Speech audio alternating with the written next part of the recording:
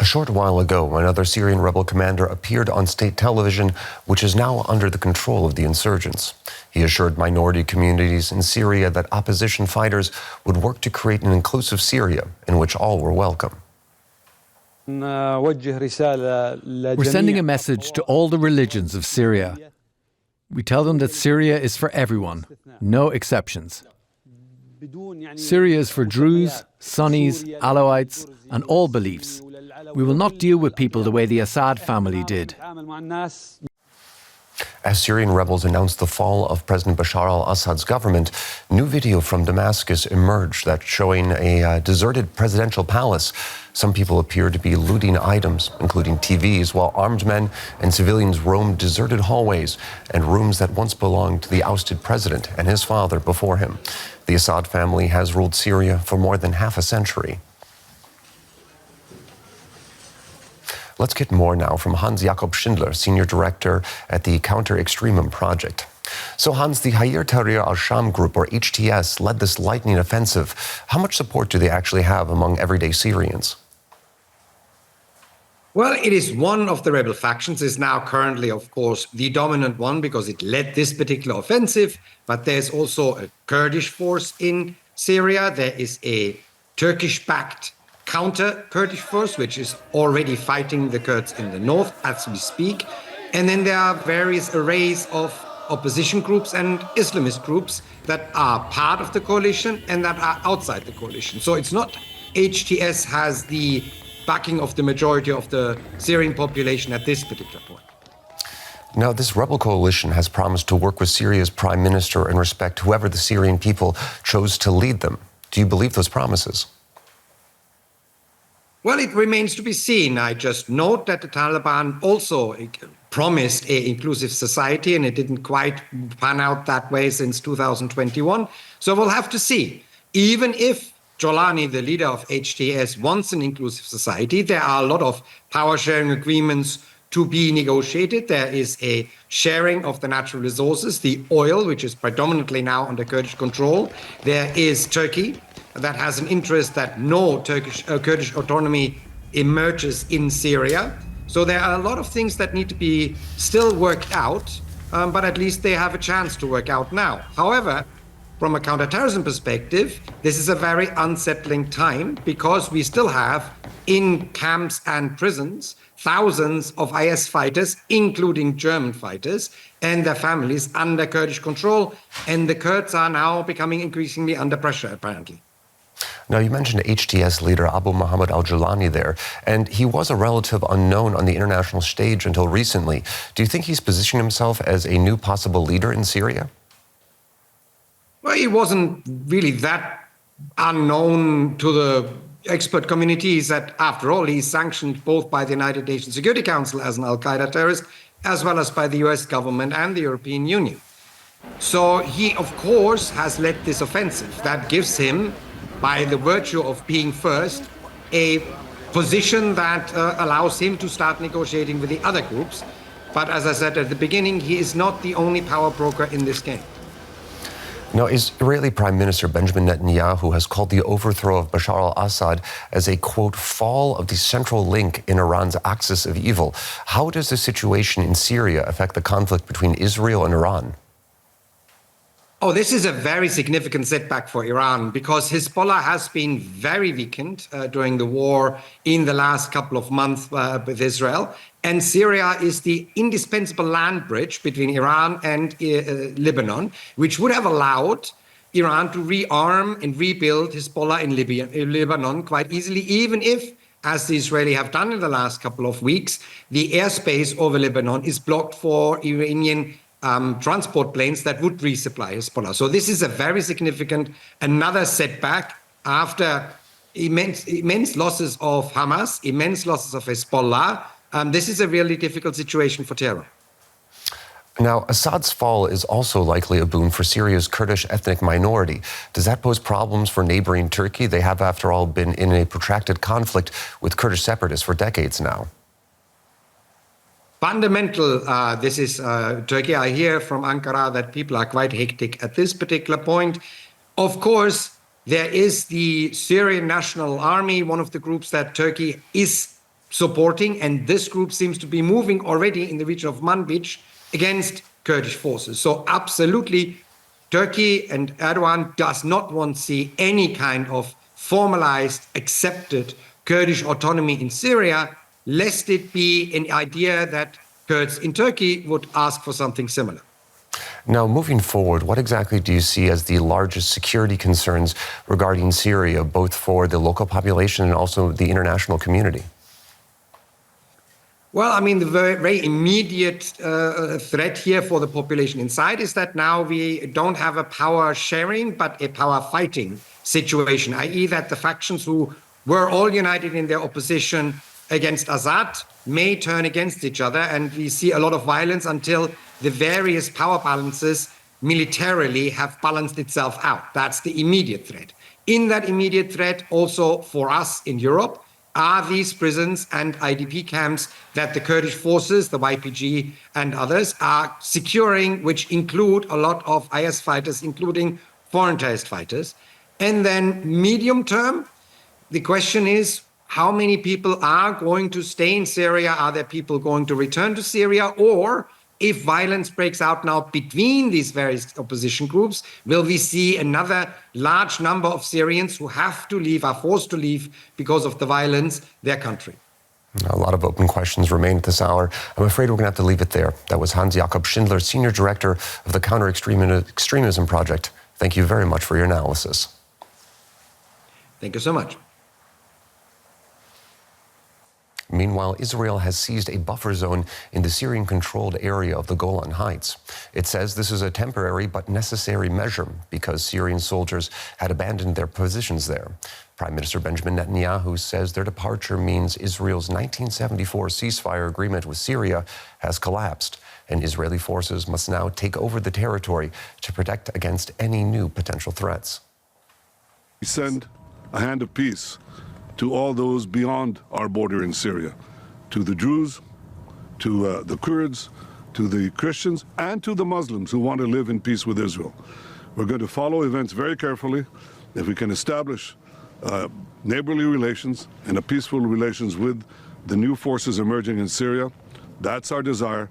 But if we do not, we'll do whatever it takes to defend the state of Israel and the border of Israel. Let's cross over now to our correspondent, Tania Kraemer in Jerusalem. So, Tania, there are reports that Israel has struck targets in Damascus. What are you hearing? Well, these airstrikes are reported by Syrian sources. Now, the IDF or the Israeli military here has not commented on it. That's not unusual. They often, in the past, did not comment on their strikes in Syria. Now, according to those sources, there were several strikes over the course of the day. Some were recorded near military air bases and others in Damascus. They apparently targeted weapon storage facilities and research centers. And I think what's being discussed here, at least in the Israeli media, is that there is, of course, a lot of concern by the Israeli military. And they also have said that they are tracking weapons. They've done this in the past. They've always targeted, weapon transfers to Hezbollah or what they described as Iranian entrenchment in Syria. So they've done this in the past, but now they will be tracking this so they're not reaching Hezbollah or other hostile groups because there's a lot of concern that these weapons could fall in the situation right now into the wrong hands. All right. And we just heard Prime Minister Netanyahu saying Israel is sending a hand of peace to Syria, but it will also do whatever it takes to defend the state of Israel. What else did he say in those comments?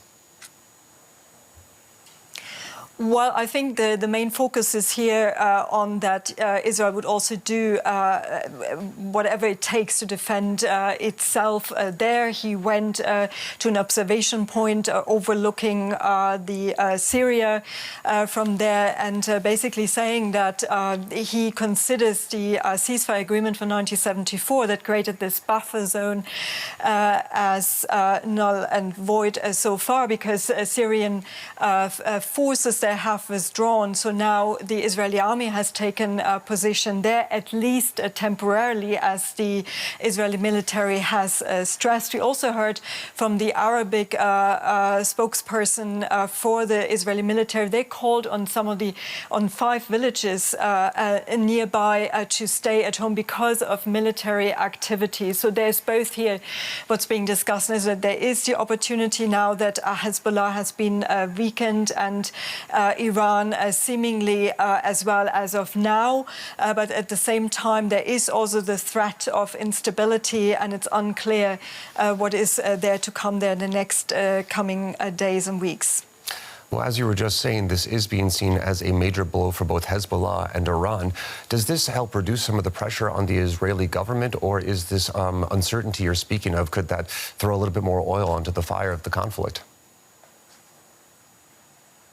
Well, I think this is still to see. I think we're now in the early days of, what just happened there in the neighboring country. And I think, we are also in this period of a 60-day ceasefire, which is a temporary ceasefire right now in the conflict with Hezbollah. And of course, we should not forget the war in Gaza is continuing. And there's a lot of pressure here in Israel, at least right now, to look at the fate of the Israeli hostages that remain in Gaza. So I think it's too early to say where this is going at the moment. All right, I'm afraid we're going to have to leave it there. That was DW correspondent Tania Kraemer in Jerusalem. Many thanks. ARD correspondent Mattias Ebert joins us now from Erbil in Iraq. Nice to see you. So, Mattias, Iraq was once a strong ally of former Syrian President Bashar al-Assad. What does that mean? What does the fall of Assad mean for Iraq? First of all, here in northern Iraq, in Kurdistan Iraq, where I am, the regional government tries to stay out of this conflict, not to get involved in it.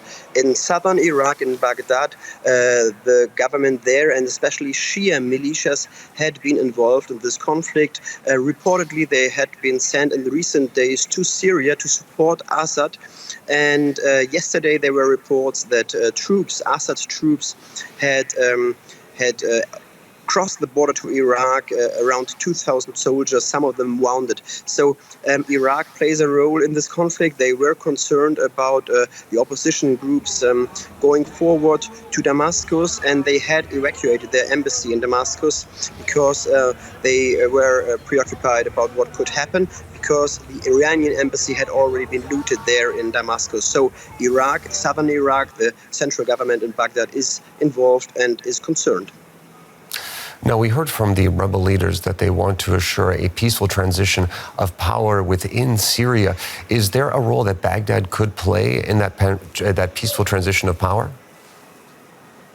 For sure, Baghdad has to cooperate if they want a peaceful transition and stability in Syria and for Syrians, especially in cooperation with Iran and Turkey and other countries involved in this conflict, because the civil war isn't over yet. Still, there is fighting, for example, between the SNA militia group led by Turkey, who fight against the Kurdish groups in northeast Syria. So Iraq and all the other countries around have to negotiate a peaceful transition and stability without civil war going on. Now, of course, Iraq has faced immense challenges since the U.S.-led invasion some 20 years ago. Are there any lessons from the U.S. pullout of Iraq that the international community could learn that could help them in the current situation in Syria? I think the international community has to try to get all the players on the table to have a big negotiation, especially with Turkey, because Turkey plays a huge role in this latest developments in Syria. So they have to try to get all on the table and to discuss what kind of transition can be best for Syria, the region, and for a peaceful transition, for sure. All right. I'm afraid we have to leave it there. That was ARD correspondent Mattias Ebert. Thank you very much for your analysis. With more on Turkey's role in all of this, I'm now joined by DW correspondent Dorian Jones in Istanbul. Dorian, nice to see you. So Turkish officials have rejected claims of any involvement during these latest developments, which observers have questions. What have Turkey's reaction been to today's development so far? Well, the latest reaction has been coming from the Turkish Foreign Minister, Hakan Fidan. Now, he's been addressing a summit in Doha, and he says the priority here is to basically they're looking for stability and inclusivity in any new government that will take over the running of Syria. He stressed that it's very important. There is no vengeance taken against various groups in the society, and stressing the importance of economic development in the country as well. They see both the political and the economic development as key to maintaining and giving hope that there will be stability. He also stressed that the future Syrian state should not pose any threats to any of its neighbours. I think that they're also looking that this region will be stabilised, and this will have a stabilising effect across the region as well. Turkey sees this as a major opportunity to help return many of the refugees that are living in Turkey at the moment, and the key to all of this is stability, and that is the key message that they're looking for. While they insist that they are not taking part or involved in this uprising, I think most people will point to the fact that the Syrian National Army is being armed and organised by Turkey. They were key in that uprising, and also they are believed to have strong links with the Hayat Tahrir al-Sham organisation as well. But I think that they were undoubtedly surprised by the speed of their success and victory, and that is why I think in many ways they are scrambling, like with much of the world, to bring stability to Syria as soon as possible. Now, many of the experts we've been speaking to tonight have pointed to the fact that this could be seen as a boon for Turkey and that it could emerge as a major power broker moving forward in this region more than it has been in the last several years. So the question is, how exactly does Turkey go about maintaining its influence in this next phase of Syria's future? Well, certainly is a main player. I mean, Turkey has been one of the main supporters of the rebels from the beginning of the civil war. It's provided a lot of support for various groups and also provided refuge for millions of Syrians as well. So undoubtedly has developed very strong links with the various groups that have now successfully ousted Assad, and that has really put it in a prime position. And that's why the Turkish Foreign Minister Fidan has been saying he's been holding talks with Saudi Arabia, the Gulf states, as well as Washington, and also even Iran and Russia, who really are seen as the main losers in the ousting of Assad. The ousting of Assad is seen as a major success for Turkey into projecting influence in not only into Syria but also across the region. But key to whether it can maintain that success, it will all depend on what kind of government will follow. Will it be a stable, inclusive government, which Turkey is pressing for? But if it descends into factional fighting, then in many ways the success of ousting Assad could end up being a major problem on Turkey's borders, which is something Ankara is determined to avoid. Now, regarding problems on Ankara's border and Turkey's border, how worried is Erdogan that the Kurds could use the current power vacuum to extend their influence in the country? Well, that's right. There is this group, part of the Syrian Democratic Forces, that is made up of a YPG affiliate, which Ankara claims is directly linked to the PKK, which is designated both by the European Union and the United States as a terrorist organization that's been fighting Turkey for decades. And Ankara insists that presence in Syria poses an existential threat to its security in the country. And again, the Foreign Minister Fidan has reiterated that Turkey will not tolerate this ongoing existence, especially if it seeks to take advantage of the power vacuum. As we speak, there has been major fighting in a Kurdish-controlled Syrian city of Manbij, where Turkey's Syrian National Army are engaged, and there are reports that Turkish drones are supporting that conflict. That could be a sign of further struggles to come. Now, Turkey has, of course, also taken in millions of Syrian refugees, more than any other country. Is this likely to increase pressure on them to return home now? I think that's one of the things that Ankara will be looking for from the ousting of Assad. Turkey is hosting anywhere between 3 and 4 million refugees. It's a major political liability for Erdogan, a factor behind a series of electoral setbacks in local elections. And he's been very determined that those refugees should start to leave. The fact that Assad has gone, they're making all the signs now that they want those people to start returning. We have seen reports of Syrians on the Turkish side of the border going back in large numbers. But the key question is whether there will be the Syrians who have carved out a life for themselves in places like here in Istanbul, where anywhere between 1 and 2 million are living, will they start to return? And I think that will depend largely on whether there is political and economic stability in Syria. All right, we're going to have to leave it there. That was DW correspondent Dorian Jones. Thank you very much for that update.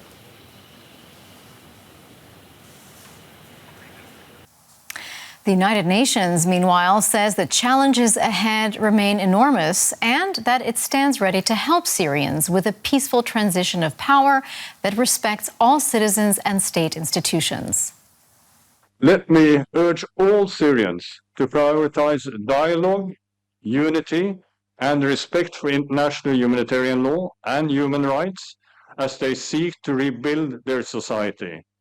Let me stress that there must be a collective effort to secure peace and dignity for all, and that I stand ready to support the Syrian people in their journey towards a stable and inclusive future decided and shaped by the Syrian people themselves.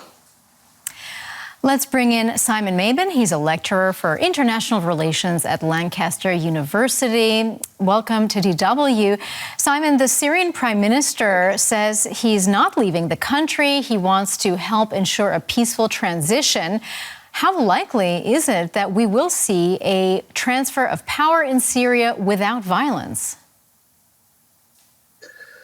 Well, I think we need to contextualize this. This is a consequence of the best part of 14 years worth of opposition to the Assad regime, a regime, let's not forget, that killed 500,000 people, that was responsible for the displacement of 11 million people within and outside of Syria. So this is an incredibly jubilant moment for Syrians. It's a very exciting moment.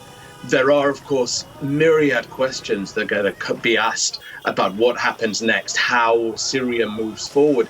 But for now, I guess there is just this sense of relief, of euphoria that people whose family members have been held in Assad prisons, who've been tortured, who've been killed, have got a sense of relief. They've got their family members back and they've got an opportunity to rebuild Syria for the collective. And that's what the opposition figures are clearly trying to articulate. Whether they can envisage that and make it real, I guess, is another question. But for today, you see the jubilant scenes on the screen right now. Syrians are happy. They are relieved to see the back of Assad, and they are optimistic. Well, we also just heard the clip from one of the rebel leaders saying they would like to ensure an inclusive Syria. But just how realistic is it that this kind of inclusive, democratic Syria could actually be established? What would it take? It's a really difficult question to answer because you look at states such as Germany, the UK, the US that have not endured 14 years of devastating conflict. And they are states with a long democratic tradition, not an authoritarian tradition under a tyrant such as Bashar al-Assad like Syria. And these societies, Germany, the UK and the US, are rife with division. And so to transition out of a conflict, to move into a post-conflict setting with all the trauma, with all the grievance, with all the anger that has been cultivated deliberately by Assad and his supporters, it's going to be incredibly difficult to move beyond that. But yet this sense of jubilation and elation that Assad has gone, that I think is the thing that will unite people and bring them together and working towards a future that is for Syrians, one Syrian people, as various people have been saying. That I think is what people will be working towards, and that is the hope to overcome these divisions, because 14 years of history has shown what division can do. Well, we also have to look at the fact that the group leading the rebels, Hayat Tahrir al-Sham, or HTS as it's also known, this group is still considered to be a terrorist organization by the UN, the United States, Turkey, and other countries. How much support does this group actually have among the Syrian public? Well, that's a difficult question to answer, because obviously they have a great deal of support because they've been able to do what they've been able to do. But they've also been able to cultivate a degree of support, perhaps not necessarily people who share their ideological vision or their political vision, but who share their desire to topple Assad.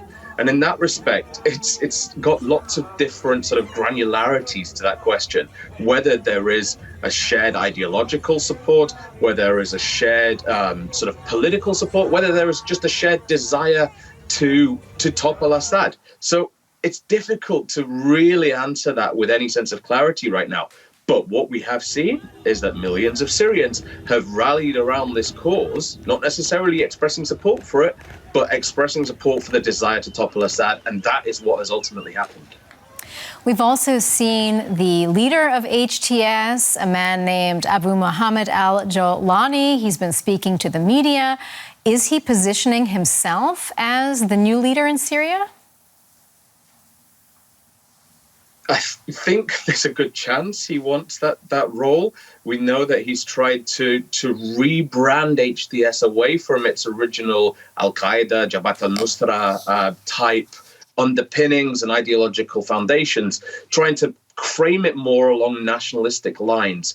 But given those long-standing ties to violent Islamists, not just Islamists, but violent Islamists, I think there were going to be a lot of question marks about him, both from states in the West, the US, the UK, the UN, as you've noted, but also from states in the Gulf who would be concerned at a figure with violent Islamist tendencies taking on such a prominent role. So again, there are huge question marks about what's happening now and what will come next, but there's also huge relief.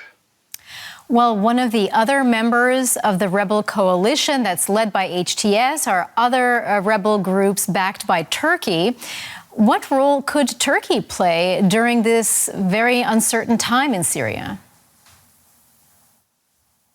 Well, Turkey's got a lot of interest and influence in particular parts of Syria. So we're talking northwestern Syria, of course. We've got a lot of strategic interest from Ankara. It wants to achieve a particular type of area that would prevent the spread of violent Islamists into Turkey. It wants to prevent the emergence of a dominant Kurdish autonomous area, because that would then have reverberations in Turkey itself. But it also wants to try and get some of the Syrian refugees, of whom there are a huge number in Turkey, back into Syria. So it will use what influence it has, I imagine, but it is not, and certainly shouldn't be considered to be, the puppet master controlling HTS or indeed any other group. It's not the one that is controlling events on the ground. This is Syrians trying to articulate their own vision for the future, and thus far achieving it, for today at least. That was Simon Mabin, a lecturer for international relations at Lancaster University. Simon, thank you so much for all of your insights. Appreciate it. Thank you. Earlier, I also spoke to journalist Ossama Muhammad from Kamishli, a city in northeastern Syria's Kurdish region, and I asked him about reports of rebels attacking Kurdish forces in the northern town of Manbij. Yes, actually, there is now a fighting in Manbij happening in 3 sites from northwest Syria.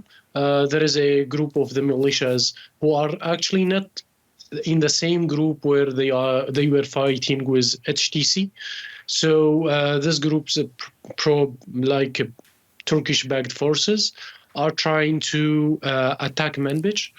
The SDF are trying to eliminate any kind of their attacks. The SDF called already and had the statements that they are ready for any kind of discussions and dialogue, and they are not looking for any escalation with any other parties in Syria. But there is some groups who are pro-Turkish-backed forces are still attacking some areas in Manbij. From their side, the US and the coalition didn't give any statement if they're going to support the SDF in their fighting against these militias in Manbij or not.